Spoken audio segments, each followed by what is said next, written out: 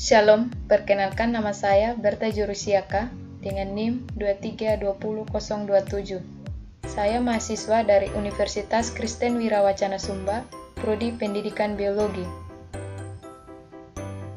Adapun dalam pembuatan video ini bertujuan untuk memenuhi syarat evaluasi akhir semester pada mata kuliah Statistika Pendidikan.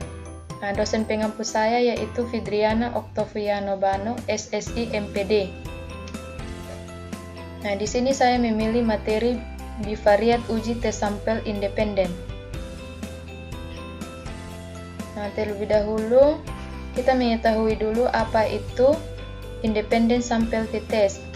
Independent sampel t-test merupakan uji parametrik yang digunakan untuk mengetahui apakah ada perbedaan mean antara dua kelompok bebas atau dua kelompok yang tidak berpasangan, dengan maksud bahwa kedua kelompok data berasal subjek yang berbeda. Yang kedua, tujuan dalam uji tes sampel independen ini untuk membandingkan rata-rata dua grup yang tidak berhubungan satu dengan yang lain atau dua sampel bebas, agar dapat diketahui apakah secara signifikan kedua sampel mempunyai rata-rata yang sama atau tidak. Di sini syarat dalam menentukan uji independent test. Ada 3 syarat, yaitu syarat yang pertama uji normalitas, syarat yang kedua uji homogenitas, dan syarat yang ketiga uji independent sampel t-test. Di sini ada contoh kasus, yaitu dosen statistik FKIP Universitas ABC ingin mengetahui apakah ada perbedaan nilai ujian mata kuliah statistik antara kelas pagi dan kelas malam. Penelitian ini menggunakan sampel sebanyak 10 orang untuk masing-masing kelas. Di sini ada data-data yang berhasil dikumpulkan, yaitu ada nilai kelas pagi dan nilai kelas malam. Langkah selanjutnya, pertama saya akan masuk ke aplikasi Excel. Di sini sudah ada data-data yang berhasil dikumpulkan, yaitu ada nilai kelas pagi dan nilai kelas malam. Untuk kode kelas pada kelas pagi ini atau simbol X,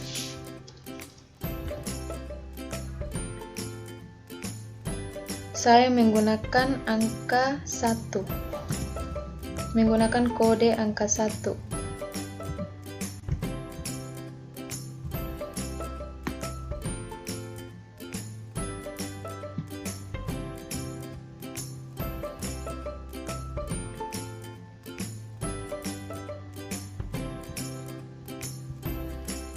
Dan kode untuk kelas Y ini saya menggunakan angka 2.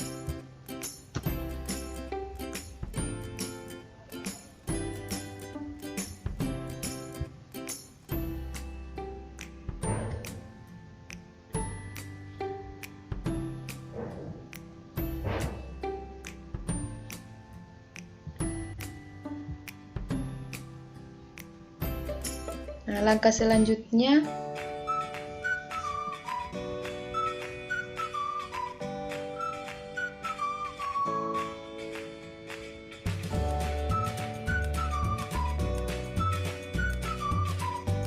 saya akan masuk ke aplikasi SPSS.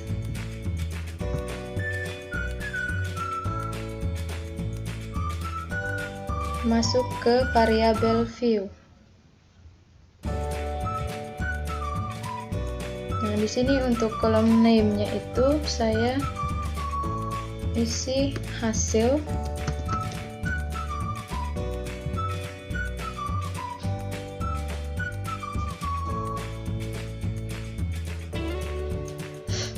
Dan berikutnya kelas. Kemudian masuk pada kolom labelnya. Saya isi hasil belajar statistik.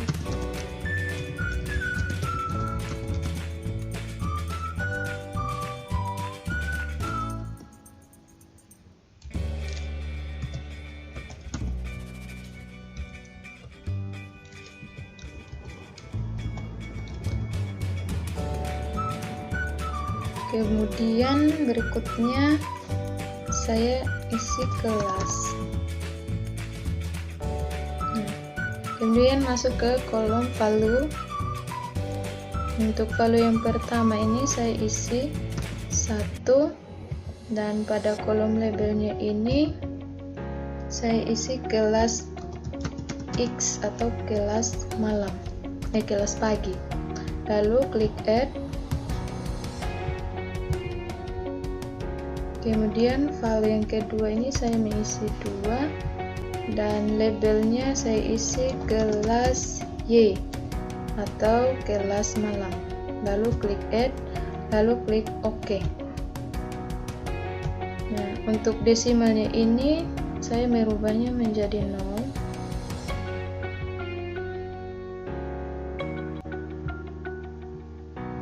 Oke. Sekarang masuk pada data view. Nah, untuk hasilnya ini saya akan menginput data dari aplikasi Excel, yaitu nilai kelas pagi.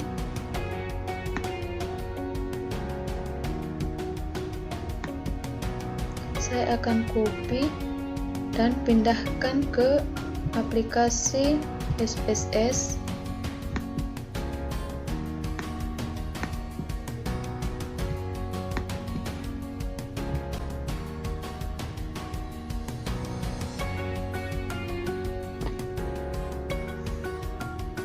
Lalu begitu juga dengan nilai kelas malam, saya akan pindahkan ke aplikasi SPSS.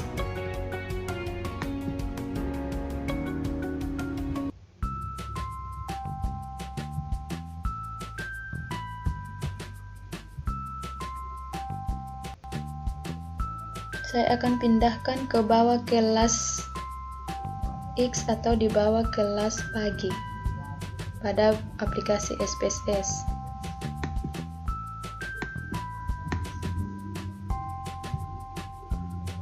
Ya, seperti ini tampilannya.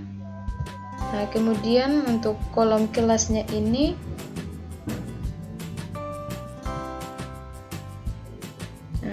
kode kelas X tadi, yaitu saya menggunakan angka 1, dimasukkan. Saya akan copy,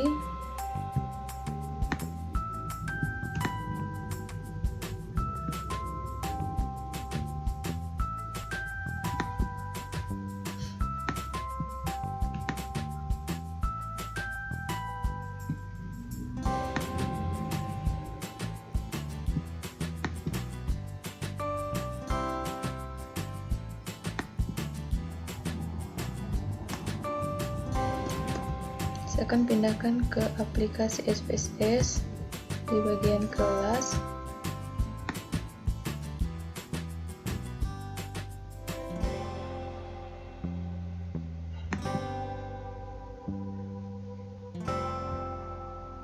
Nah, akan muncul seperti ini. Lalu kode yang kedua yaitu kode kelas malam, saya menggunakan angka 2. Saya akan pindahkan ke aplikasi SPSS.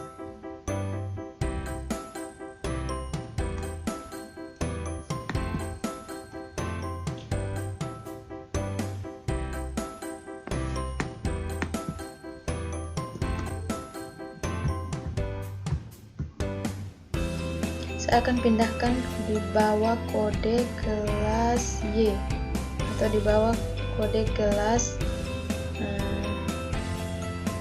nilai kelas malam, nilai kelas pagi.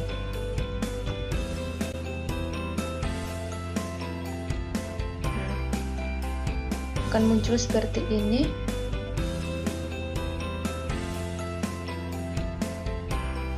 Nah, berikutnya saya akan menganalisis data ini dengan 3 syarat tadi, seperti yang kita lihat di sini.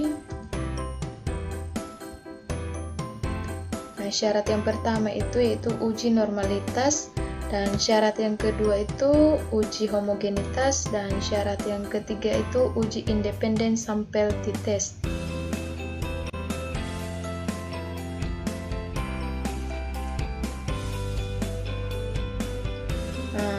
Untuk menganalisis data, saya untuk syarat yang pertama yaitu uji normalitas.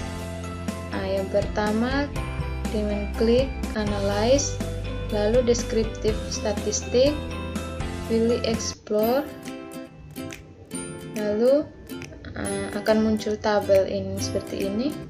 Hasil belajar statistik saya akan pindahkan ke kolom dependent list, dan kelas ini saya akan pindahkan ke kolom faktor list. Lalu klik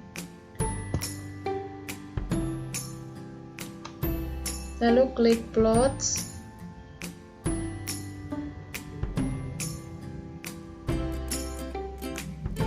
lalu centang normality plots, lalu continue dan oke.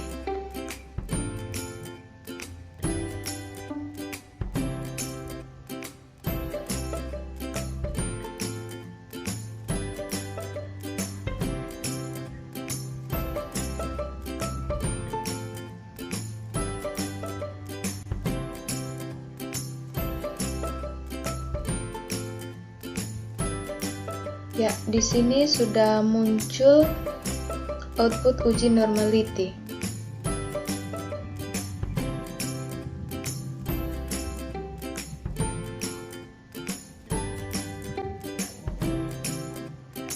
Ada 3 tabel. Seperti syarat pada syarat yang pertama tadi yaitu uji normalitas. Syarat yang pertama tadi itu jika nilai signifikan lebih besar dari 0,05, maka data berdistribusi normal. Dan jika nilai signifikannya ini lebih kecil dari 0,05, maka data berdistribusi tidak normal. Ya, kita buktikan. Di sini nilai signifikannya yaitu 0,747.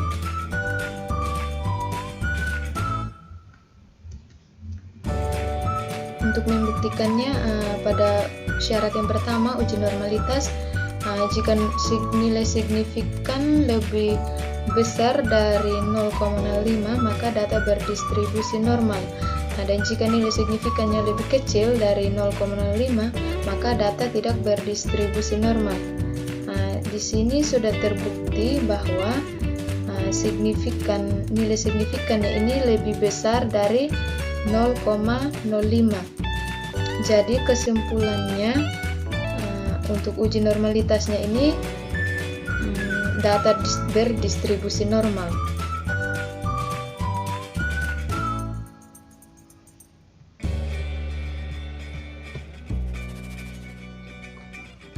Langkah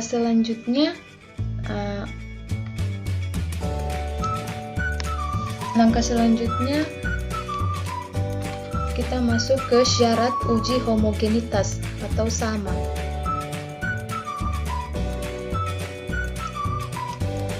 Saya akan menentukan syarat yang kedua yaitu uji homogenitas. Langkah yang pertama itu klik analyze, lalu comparative, conformist,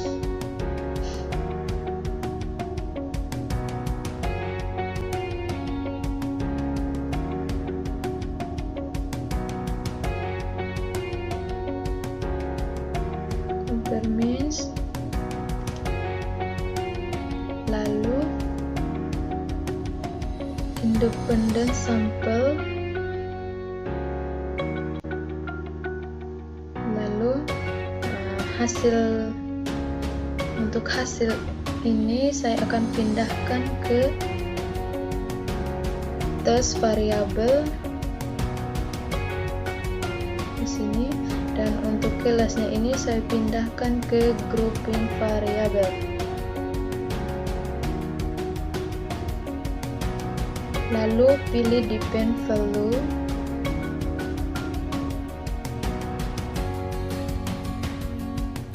Ya, untuk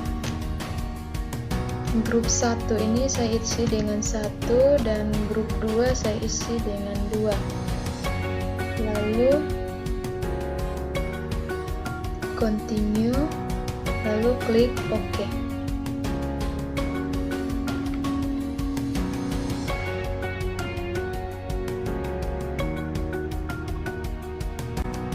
Ya, di sini sudah muncul uji homogenitasnya. Syarat yang kedua tadi itu uji homogenitas.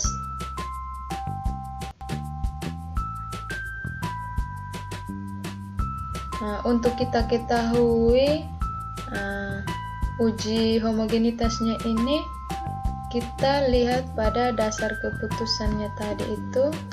Ya, di sini uji homogenitas, jika nilai signifikannya lebih besar dari 0,5, maka distribusi data adalah homogen atau sama.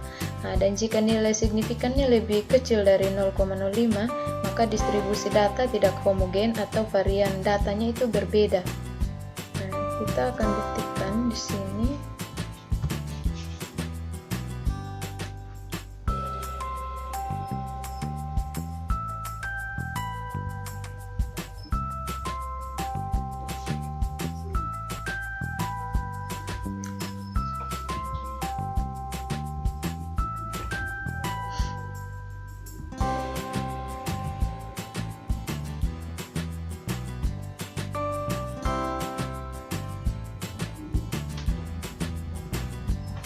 Di sini untuk standar errornya ini 3,927, berarti dia lebih besar dari nilai 0,05, yang artinya data berdistribusi normal.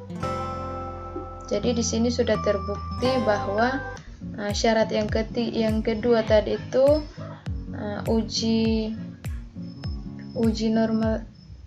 uji homogenitas. Di sini untuk standar errornya ini 3,927, berarti dia lebih besar dari nilai 0,05, yang artinya data berdistribusi normal. Jadi di sini sudah terbukti bahwa syarat yang kedua tadi itu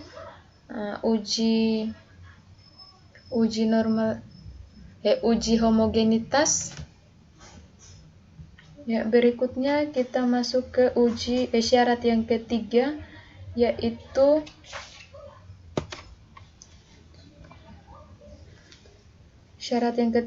uji independent sample t-test. Di sini sudah terbukti bahwa nilai 17,447 ini lebih besar dari 0,05. Kita akan buktikan.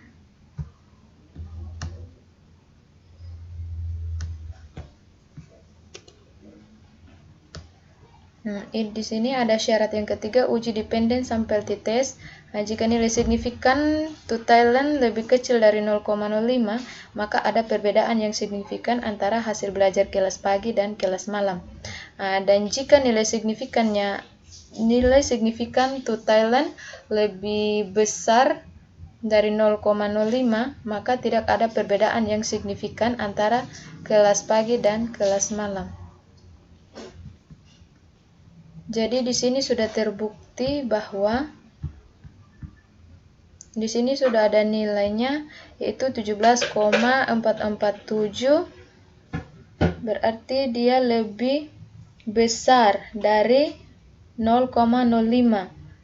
Maka data ini tidak ada perbedaan yang signifikan antara kelas pagi dan kelas malam. Sekian penjelasan dari saya. Shalom dan terima kasih.